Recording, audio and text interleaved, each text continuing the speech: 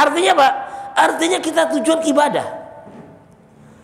Nah, makanya orang yang benar keyakinannya kepada Allah, bagaimanapun sibuknya dia kerja, di saat dipanggil oleh Allah Subhanahu wa taala, maka akan tinggalkan kerjaan sementara, datang kepada panggilan Allah Subhanahu wa taala.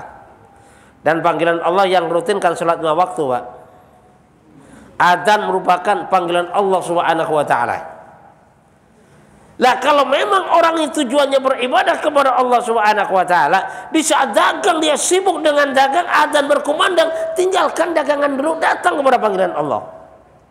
Lah kalau ada orang yang semacam ini, berarti memang benar-benar tujuannya hidup untuk beribadah, dan selain itu merupakan keperluan yang memang dikerjakan di saat sudah selesai untuk melaksanakan daripada yang namanya tujuan. Ya. Makanya yang terjadi sekarang banyak orang meninggalkan sholat gara-gara dagangan, orang meninggalkan berjamaah gara-gara kerjaan. Ini kan kebalik sebenarnya, Pak. Jadi yang keperluan dijadikan sebagai tujuan, yang tujuan dijadikan sebagai keperluan. Ya. Yang tujuan dijadikan keperluan, yang keperluan dijadikan tujuan. Sehingga kerja yang merupakan keperluan tapi dijadikan sebagai tujuan, yang ibadah merupakan tujuan tapi sayang dijadikan sebagai keperluan. Sehingga yang terjadi banyak orang mengorbankan tujuan demi keperluan. Seharusnya kan mengorbankan keperluan demi tujuan. Kenapa? Supaya sampai. Atau bahkan ibaratnya saudara gini, misalnya ada orang punya anak dan dia pelihara kambing. Anak sebagai tujuan, kambing fasilitas keperluan saja. Lah kalau misalnya anaknya sakit, kambingnya ini dijual, ya ini wajar. Kenapa? Karena kambing adalah keperluan dan tujuannya adalah anak.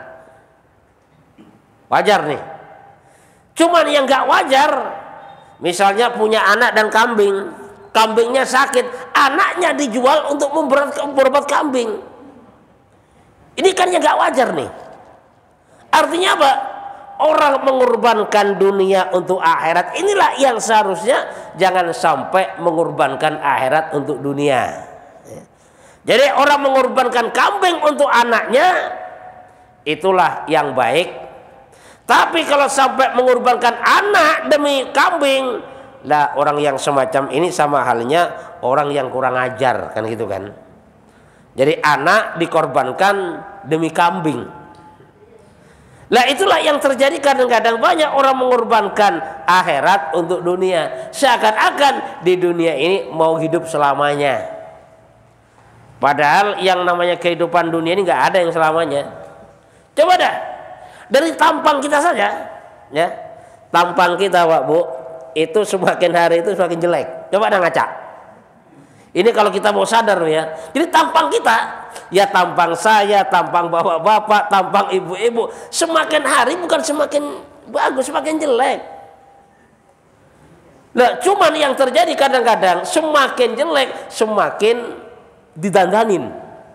Nah, itu kan. Makanya kadang-kadang ada nenek-nenek umur 60 tahun didandanin, Pak, nakutin kadang-kadang. Ya, apalagi udah bedaknya tebel, apa itu istilahnya, bibirnya merah, nakutin, Pak. Itu. Nah, disinilah kita perlunya sadar ya, bahwasanya yang namanya kehidupan dunia ini itu sifatnya sementara. Kita lihat foto 20 tahun dan 40 tahun itu beda. Foto 40 tahun dan 60 tahun juga beda. Foto 60 tahun sama foto yang 80 tahun itu juga beda. Ini merupakan satu peringatan bagi kita bahwasanya dunia ini sifatnya sementara dan akhirat ini adalah selama-lamanya.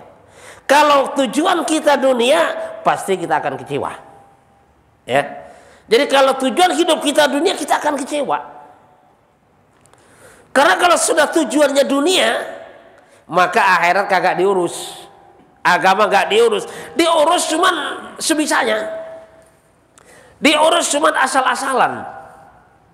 Dan orang yang semacam ini, jangankan di akhirat, di dunia pun akan kecewa. Sehingga sekelilingnya ini serba mengecewakan. Dia punya istri, istri mengecewakan. Dia punya suami, suami mengecewakan. Dia punya anak, anak mengecewakan. Dia punya anak buah mengecewakan. Dia punya tetangga, tetangga mengecewakan. Dia punya teman, teman mengecewakan. Bahkan dia punya kucing sekalipun, kucing pun juga mengecewakan. Kenapa terjadi yang semacam itu? Karena tadi itu, ya, salah daripada tujuan. Ya. Makanya kalau orang tujuannya akhirat, maka dunia ini dijadikan sebagai keperluan saja dan tujuan akhirnya adalah akhirat. Lah, cuman kita mau kesadaran ke sana, Pak, ini susah, berat. Jangankan orang yang gak pernah ke taklim, yang biasa ke majelis taklim pun masih berat, Pak. Yang mau sadar ke sana itu. Padahal kalau kita sadar, dunia kecil, akhirat besar. Kalau kita sadar, ya. Jadi dunia kecil, akhirat besar. Cuman yang terjadi sekarang kadang-kadang akhirat kecil, dunia besar. Kenapa akhirat kecil, dunia besar? Karena yang kita kejar-kejar lebih banyak urusan dunia daripada akhirat. Kenapa? Karena akhirat kelihatan kecil. Lalu bagaimana supaya akhirat kelihatan besar? Mah gampang. Contoh gini, Pak. Misalnya di depan sana ada gunung gede. Nah, terus di depan mata kita, pas kelopak mata ini kita kasih kelereng. Kelereng kan kecil, kelereng, ya. Cuman gara-gara di mata kita kasih kelereng, maka gunung yang besar maka gak kelihatan tuh. Coba dah, ya, praktekin nanti pulang ke rumah, ngadep ke gunung atau ke apa yang besar, tutupin kelereng ini mata, maka yang besar tadi kagak kelihatan, yang kelihatan kelereng kecil. Nah, lalu bagaimana caranya supaya kelihatan gunung? Maka kelereng ini digeser dikit. Kalau sudah kelereng ini digeser dikit, baru kelihatan, oh ternyata di depan sana ada gunung yang sangat besar. Lah, itulah artinya kenapa sekarang akhirat ini kelihatan kecil, karena yang kelihatan di mata hati kita adalah dunia. Lalu bagaimana untuk menggesernya? Untuk menggeser agar supaya akhirat menjadi besar, dunia menjadi kecil, maka kita perbanyak bicara kebesaran Allah. Kita perbanyak ingat akan kematian. Kita perbanyak bicara dunia sementara, akhirat selamanya. Kita harus berpikir bagaimana tujuan akhirat. Kita bicara masalah surga, neraka, kubur dan sebagainya. Sehingga apa? Sehingga kecintaan kepada akhirat ini akan masuk ke dalam hati kita. Nah, sekarang kenapa dunia masuk dalam hati kita? Ya karena yang kita bicarakan urusan dunia tiap hari, yang kita dengar urusan dunia tiap hari, yang kita lihat urusan dunia tiap hari, yang kita pikirkan urusan dunia tiap hari. Maka wajar kalau dunia ini menguasai hati kita sehingga tidak terlihat daripada yang namanya akhirat. Kan? Coba dah, kita nonton TV, Pak. Di TV itu ada iklan. Jadi iklannya itu nggak berubah-berubah. Misalnya gini, satu produk iklannya itu saja tuh. Kita nongkrong seharian ada 1000 kali iklan, iklannya nggak berubah-berubah. Misalnya itu is the best gitu kan, yaudah itu aja dah, nggak berubah-berubah. Nah, apa tujuan daripada iklan tadi? Tujuan utamanya adalah memasukkan produk tadi ke setiap hati penontonnya. Sehingga apa? Sehingga kalau produk tadi sudah masuk ke dalam hati, maka produk yang lain dengan sendirinya akan hilang kesannya daripada hati-hati manusia. Itulah ya. Jadi tujuan daripada iklan tadi untuk memasukkan kebesaran suatu produk, kehebatan suatu produk ke setiap hati manusia. Contoh gini, misalnya seseorang ini sudah berpuluh-puluh tahun Pak menggunakan satu produk deterjen, udah berpuluh-puluh tahun. Kemudian ini ada produk baru sama-sama deterjen, padahal juga nggak bagus-bagus amat. Cuman tiap hari diiklankan bahwasanya deterjen ini sangat bagus, ya, bisa menghilangkan noda yang bandel, yang macam-macam, tiap hari diiklankan, dan kita melotot tiap hari di depan TV. Nah, maka iklan tadi akan masuk dalam hati kita.